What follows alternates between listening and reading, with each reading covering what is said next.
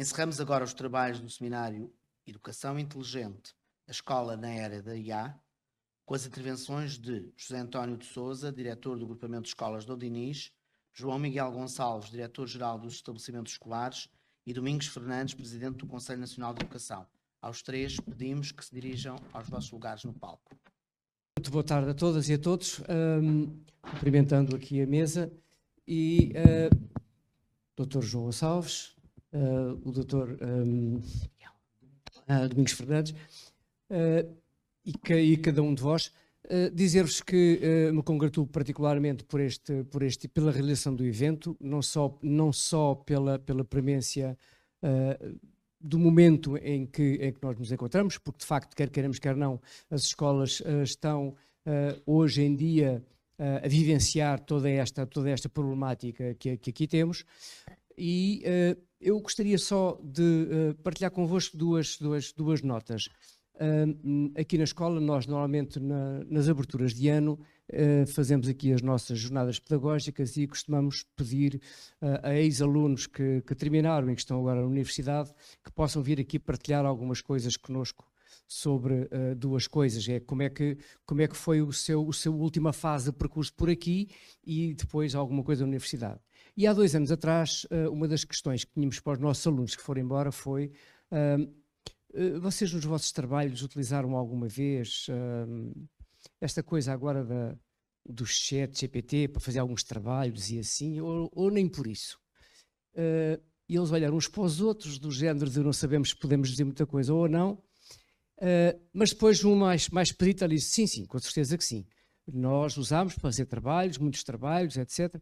E muito bem, então e os vossos professores rapidamente perceberam que tinham utilizado a IA para fazer os trabalhos. E também rapidamente me disseram: bom, quer dizer, nesta disciplina o professor ainda olhou, ainda perguntou, mas aqui passou logo. E de facto, isto foi há 2 anos, não foi neste ano, foi há 2 anos atrás, e portanto isto foi um indicador claro, como alguém já aqui referiu, de que os alunos mais rapidamente foram à procura do que está à disposição, dentro destes domínios, para tentar utilizar e para fazerem alguma coisa. Também a outra pergunta era: e quando é que foram utilizar mais isso? Porquê é que foram utilizar mais? E a resposta também foi exemplo do que já foi aqui referido hoje. Sabe, de vez em quando tínhamos assim, na mesma semana ou em 2 semanas muito próximas, tínhamos muitos trabalhos. Como tínhamos muitos trabalhos, dividíamos isto entre nós e pela pressão lá íamos ao ChatGPT para fazer trabalhos. Também ficou claro que, de facto, os alunos, dentro desta matéria, também sabem que existe, sabem utilizar, e a outra pergunta era: e que fizeram alguma análise para verificar se de facto aquela coisa que lá estava era mesmo aquilo que deveria estar ou não? Exercer o vosso pensamento crítico sobre, não entregaram os vossos trabalhos todos em brasileiro? E uma delas disse logo: não, isso não. Fazíamos sempre aqui uma revisão, fazíamos a adaptação depois do português para o nosso português e pronto. Isto significa, para muitos dos professores, isto era as jornadas pedagógicas, portanto o nosso palco era este auditório que está aqui completamente cheio com os professores, e para muitos professores que tinham sido professores destes alunos, tiveram umas caras muito engraçadas, devo confessar-vos, olhando para aquilo que de facto tinha sido a resposta destes jovens. Eu estou a dizer isto porque de facto aquilo que as escolas têm que fazer e têm sentido é que muitas vezes nós corremos atrás do prejuízo. Sentimos claramente que os nossos professores necessitam de capacitação objetiva nestes vários domínios, sobretudo num momento como aquele em que vivemos atualmente, em que há muitos professores novos nas escolas, novos mesmo, temos de 1 ano, 2, 3 anos de serviço, outros mesmo em termos de faixa etária também mais novos, e que supostamente estes mais novos tratariam por tudo, digamos assim, esta temática. Não é verdade. E por isso mesmo, não há dúvida nenhuma, como já foi aqui referido, torna-se fundamental que também haja a possibilidade que, ao nível que para nós esta necessidade da formação destes domínios é extremamente útil e importante. E por isso até encaixa perfeitamente daquilo que foi o espírito deste seminário, e aí em boa hora o fizeram. Da nossa parte, muito obrigado pela vossa presença, e esperemos que estas horas que aqui passaram vos tenham sido úteis e que possam ter levado aqui, pelo menos, mais um conjunto de dúvidas e de algumas certezas para o futuro próximo. Muito obrigado pela vossa presença, muito obrigado pela vossa iniciativa.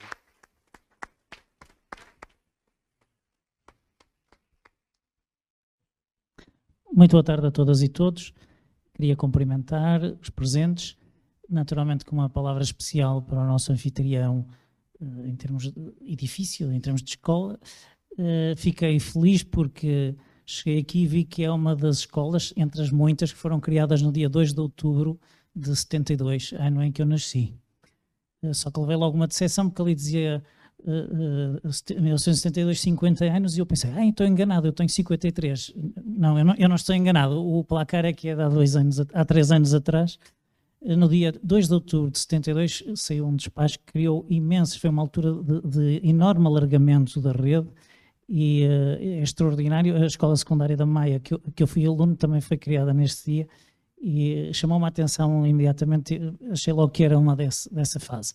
Período muito interessante, porque de facto o crescimento e a universalização da escola inicia-se nessa altura, e depois tem um histórico imparável que nos leva ao fim de 53 anos ao sucesso que a educação tem em Portugal. Feito este parênteses, os meus cumprimentos ao professor Domingos Fernandes e o agradecimento pelo convite que me fazem, que muito me honra, e os parabéns por esta iniciativa, e sabe que conta com a DGEST e comigo em particular, independentemente das funções em que eu esteja ou não, para apoiar e estar convosco sempre. Muito telegraficamente, porque também não me sentia bem vir aqui e não dizer alguma coisa com alguma densidade conceptual. Acho que a questão é, nós temos que apostar tudo na densidade conceptual. A inteligência artificial é uma enorme oportunidade para o educador, para a educação, se nós apostarmos tudo na densidade intelectual. Há 3 anos a DGAI promoveu um encontro sobre inteligência artificial, e na altura eu fui convidado para ser orador, e então eu desenhei uma mandala. A mandala é uma forma que os tibetanos têm de organizar não só vislumbre do olhar, coisas altamente complexas. Não é uma simplificação, não é uma simplificação. É apenas a capacidade de pormos, não só vislumbre do olhar, coisas de altíssima reelaboração conceptual. Então eu desenhei uma mandala, onde nas mandalas há os demónios, aos dragões, aos círculos, há toda uma lógica de preenchimento. Eu não vou explicar a mandala. Eu guardei isso para um dia, quando tiver tempo, tentar publicar isso. É algo que acho que foi bem conseguido e é interessante. Mas há 2 ou 3 ou 4 ideias que eu queria dar relevo, também para não repetir o que já foi dito. Quando nós falamos, por exemplo, de ontologia, gnosiologia, hermenêutica, estamos a falar de conceitos altamente complexos. Eles próprios são teses de doutoramento, não é? Ora, nós, como o Sr. Professor ainda agora acabou de referir, nós quando estamos no âmbito da inteligência artificial, fazemos perguntas ou colocamos textos, não há esta densidade conceptual, e nós temos que procurar, através das estratégias que criarmos, que também houve aqui exemplos fabulosos, levar a nau do pensamento do aluno, do pensamento crítico do aluno para esse caminho. Por exemplo, e termino com esta ideia, o Morin escreve aquele livro de Os 7 Saberes para a Educação do Futuro. Eu não vou dizer os 7, mas há 2 que eu acho que são encantadores, que é a cidadania terrestre e o planeta pátria, ou mátria, como queiram, não é? Há aqui um exercício, a filosofia é um exercício de alta reelaboração conceptual, e há aqui, nestas ideias, planeta pátria e cidadania terrestre, uma densidade conceptual que não é... Não vale a pena tentarmos que seja alvo de simplificações. E é um caminho duro para chegar lá. E se vocês pensarem neste livro e nestas duas ideias, elas não são diferentes daquilo que é a base cultural de Portugal, da cultura portuguesa. O Vieira e o Camões. O pacifismo do Camões, que é a cidadania terrestre, e o universalismo do Vieira, que é o planeta pátria. O Morin e o Vieira apresentam-nos dois pilares fundamentais daquilo que é, no fundo, se calhar, o sentido da própria educação. E, portanto, eu estou aqui a fazer esta reelaboração, que provavelmente não o ChatGPT não a faria, para mostrar como as nossas aulas devem ser o lugar onde nós densificamos conceptualmente, por forma a que o pensamento crítico vença as partes negativas que eventualmente a inteligência artificial pode trazer. É um enorme desafio, mas eu acho que tem um potencial tão grande para nós. Por exemplo, pode ser o dia, poderá ser a época em que nós finalmente conseguimos individualizar e personalizar coisas que até hoje, no âmbito do grupo turma, não éramos capazes de personalizar e individualizar. Portanto, eu sou muito otimista, acho que vai ajudar-nos imenso, mas sempre com os pés na terra, ensinando os nossos alunos aquele preceito do filósofo português do século XVI, Francisco Sanches, um preceito cartesiano: é sempre bom duvidar um pouco. Obrigado.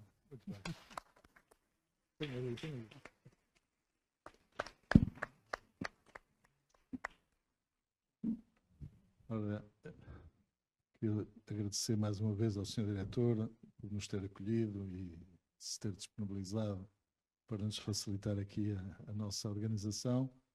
Agradecer a presença do Sr. Diretor-Geral da DGEST, com quem é sempre um prazer estar e conversar sobre estas questões. E vou fazer alguns agradecimentos que não tive a oportunidade, que deliberadamente não fiz inicialmente, porque o tempo é sempre curto, e queria agradecer muito, naturalmente, a um conjunto de pessoas que, começando por os técnicos da DGEST, que já nos acompanham, já somos velhos companheiros destas coisas, pelo excelente trabalho que fazem na gravação e na assistência técnica que é necessária. E agradecer também, aproveitar para agradecer a vossa colaboração inestimável neste aspecto. Queria também agradecer aos alunos da Escola Profissional, da Escola Profissional dos cursos profissionais, do curso profissional, que se responsabilizaram pela reportagem fotográfica. Estão ali duas jovens, se bem percebam, um jovem e uma jovem.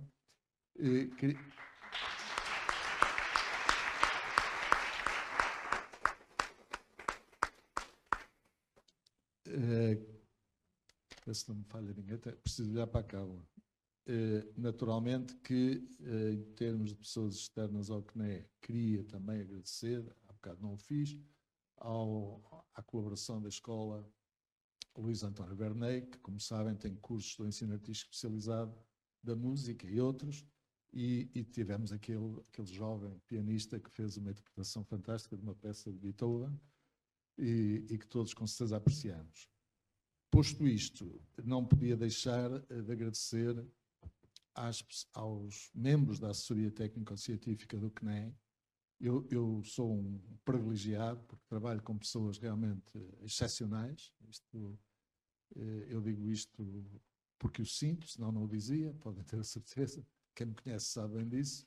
São pessoas muitíssimo dedicadas, que trabalham muitíssimo para nós podermos melhorar a qualidade do nosso trabalho, a qualidade dos contributos que enviamos para a Assembleia da República, que são às dezenas, a qualidade dos pareceres, a qualidade das recomendações que fazemos e que são apreciadas pelos conselheiros, antes de serem naturalmente aprovadas e serem publicadas no Diário da República.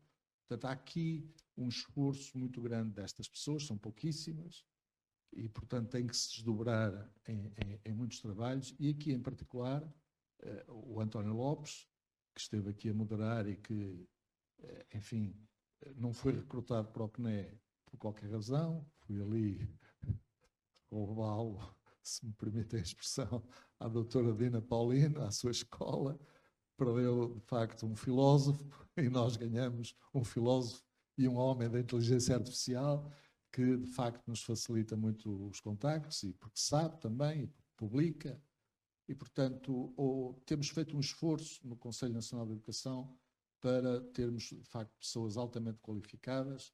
Enfim, isto vale o que vale, mas das 9 os doutoramentos não são nenhum certificado de competências muito especiais, mas valem alguma coisa. As pessoas tiveram que passar por processos de investigação, de análise, de síntese, etc., por aí fora. E, portanto, nós temos, a grande maioria das pessoas tem esse grau, porque achamos que era importante ter pessoas com uma reflexão profunda sobre as questões da educação. E, portanto, eu agradeço muito particularmente ao António Lopes, agradeço ao Ricardo Oliveira, agradeço à Maria Plantier, ao António Dias, que fez um voz-off muitíssimo bem feito. Acho que toda a gente foi muito disciplinador, acho que cumprimos todos aqui os nossos tempos. Portanto, queria agradecer, penso que não me ter esquecido de ninguém, e agradecer também à Rita Vinhas, que está aqui, que apoia a presidência do CNEP. Eu queria só manifestar-lhes a minha particular satisfação com a forma como decorreram os trabalhos esta tarde. Nós tivemos aqui 3 seminais conferências, se me permitem usar este meu sentir, 3 seminais conferências, felizmente em estilos muito diferentes e com pessoas que estão a investigar coisas de natureza diferente e que se dedicam a questões no âmbito da inteligência artificial bastante diferentes, mas que foram profundamente ricas e muito densas, como disse aqui o estimado diretor-geral da DGEST, foram densas e alertaram-nos para um conjunto de aspectos que nos dizem muito a nós, como professores. Eu incluo-me, se me permitem, neste grupo, porque sempre fui professor toda a vida, e todos, de uma forma ou de outra, há aqui uma questão que me parece que é incontornável, é que todos, de uma forma ou de outra, se referiram à tal tríade que eu ousei enunciar no início destes nossos trabalhos. A tríade da pedagogia, constituída pela pedagogia, pela avaliação e pelo currículo. Há aqui questões várias que se podem levantar. E não há nada como nós trazemos as pessoas que, como eu costumo dizer, que às vezes estão na primeira linha, que lidam com os alunos e que querem inovar e que são inovadores e que não se sujeitam à pedagogia da conformidade, à pedagogia da explicação, não é? Mas vão para além disso, vão para a pedagogia da autonomia, para a pedagogia do projeto, para a pedagogia que, de facto, interpela as pessoas, interpela os jovens, obriga-os, entre aspas, ou sem aspas, a formular conjecturas e a procurar testar essas conjecturas, obriga-os, de facto, a puxar pela cabeça, como se dizia no meu tempo, como diziam os meus professores no meu tempo. Tens que puxar pela cabeça, rapaz. E, portanto, há aqui uma coisa que ficou muito clara através da intervenção do Dr. Ricardo Cruz, que eu já tinha tido o gosto de ouvir no tal seminário que já aqui foi referido, promovido pela DGAI, e que nos mostrou muito claramente com que pedagogia, ele não se debruçou muito sobre isso, mas debruçou-se também, com que avaliação e com que currículo e com que visão do currículo nós devemos ir enfrentar o desafio da inteligência artificial. Não há outra hipótese, quer dizer, para ter, não falamos disso, mas estou certo que os resultados, aliás, deu algumas indicações, que os alunos que estavam entusiasmadíssimos, que estavam interessadíssimos, deu-nos aqui um exemplo incrível do português de língua não materna, que é uma questão muito séria no nosso país, muito séria, que não está, infelizmente, ainda resolvida, em termos das necessidades que existem e que nós não estamos a ser capazes de responder a essas necessidades, porque o número de alunos estrangeiros que não dominam a língua portuguesa é muito superior à oferta, mas isto não temos aqui que pôr culpas aqui ou acolá, porque muitas vezes, eu sou testemunha disto, e com certeza que toda a gente aqui sabe disso, às vezes são as próprias escolas que têm dificuldade, por causa dos horários ou por causa daquilo, não é? Eu falei com diretores em que não têm 21 turmas de português de língua não materna e uma diretora logo a seguir, numa outra escola, diz que não consegue porque há problemas com os horários, porque há dificuldades desta ordem ou daquela. Portanto, há aqui um partilhar de responsabilidades, desde das políticas públicas até a nós, como professores nas escolas, até às direções, etc. Porque muitas vezes são questões de gestão que se colocam em alguns aspectos, não em todos, mas em alguns aspectos colocam-se. E, portanto, estes exemplos que o Dr. Ricardo Cruz aqui trouxe, de facto, reforçaram esta minha convicção, não é? De que a questão de nós trabalharmos para desenvolver o espírito crítico dos alunos, a questão de nós trabalharmos nos primeiros anos, numa coisa que é absolutamente fundamental, que é a aprendizagem da língua, da leitura e da escrita, nós não temos de melhorar significativamente a educação nos primeiros anos ao nível da aprendizagem da leitura e da escrita. Nós não podemos dar-nos ao luxo de crianças que são consideradas, enfim, entre aspas, normais, chegam ao 3º ano de escolaridade, ou ao 4º ou ao 5º, sem saber ler e escrever. Isto não pode ser. Há qualquer coisa que nós temos de fazer como sociedade, como professores, como diretores, como políticos. Não podemos permitir que uma coisa destas aconteça, não é? E, portanto, estas e outras questões, de facto, remetem-nos para o que é que nós podemos fazer, não é? A este nível da educação nos primeiros anos. Peço desculpa de estar a focar aqui, mas eu acho que nós tratamos, geralmente, com bastante desleixo, tirando uma ou outra exceção na nossa história democrática, na nossa história de liberdade, tirando uma ou outra exceção, normalmente a educação nos primeiros anos é bastante desleixada. E é aí que muito se decide, que muito se ganha, ou se pode ganhar, e muito se perde, ou se pode perder. Não é? Porque nós não podemos ter esta ideia de que há aqui uns meninos e umas meninas que, sim senhor, fazem o seu percurso para o ensino superior, o ensino secundário é uma espécie de corredor de passagem para o ensino superior, e aqueles que não fazem, pronto, e depois pior ainda, esses vão para os cursos profissionais, que são cursos, quer dizer, desprezados, peço desculpa por isto, mas eu tenho de dizer isto, são cursos desprezados por ignorância de uma sociedade, não é, que tem uma relação verbal com o conhecimento, não tem uma relação concreta com o conhecimento, não somos, parece aquela coisa dos lentes de Coimbra, não põe as mãos na massa, é só marrar sementas, não é? Mas mexer com as coisas, ver as coisas, as plantas a crescer, plantar coisas, fazer experiências, que estão disponíveis. É a tal questão do currículo como vida. Quer dizer, se o currículo não é vida, então o que é o currículo? Já foi aqui citado o John Dewey, não é? Quando nos dizia que a educação é a própria vida.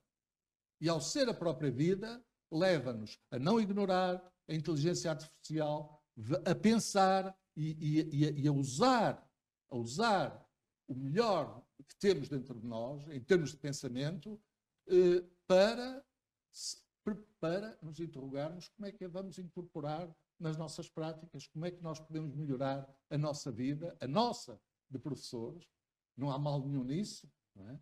Melhorar a nossa vida como professores e melhorar as aprendizagens dos jovens e das crianças e dos jovens, porque é isso que temos de fazer. E é por isso que eu gostava de terminar com o apelo que aqui é feito em todas as intervenções, no fundo vão dar aí, não é? Ao professor como intelectual, como homem e mulher da cultura, como homem e mulher cosmopolita, não é?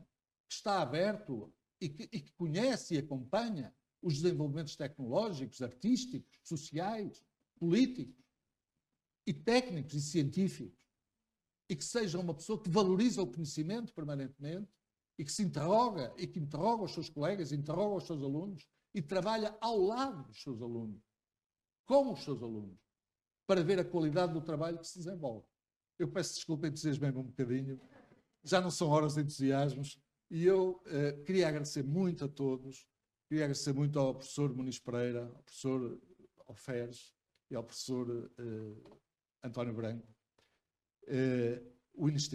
a inestimável colaboração que nos deram, e a todos os membros do painel. Não vou agora dizer nomes para não perder mais tempo. Acho que, António, a si e aos seus colegas agradeço muito, porque penso que esta etapa, esta ação, dentro daquelas que eu já referi que temos que desenvolver para a recomendação sobre a inteligência artificial, acho que cumprimos, penso eu, bastante bem os objetivos, graças à colaboração inestimável destes cientistas e destes professores e professoras e investigadores que aqui estiveram. Um grande bem-aja a todos, muitas felicidades, um resto de bom dia para todos. Muito obrigado.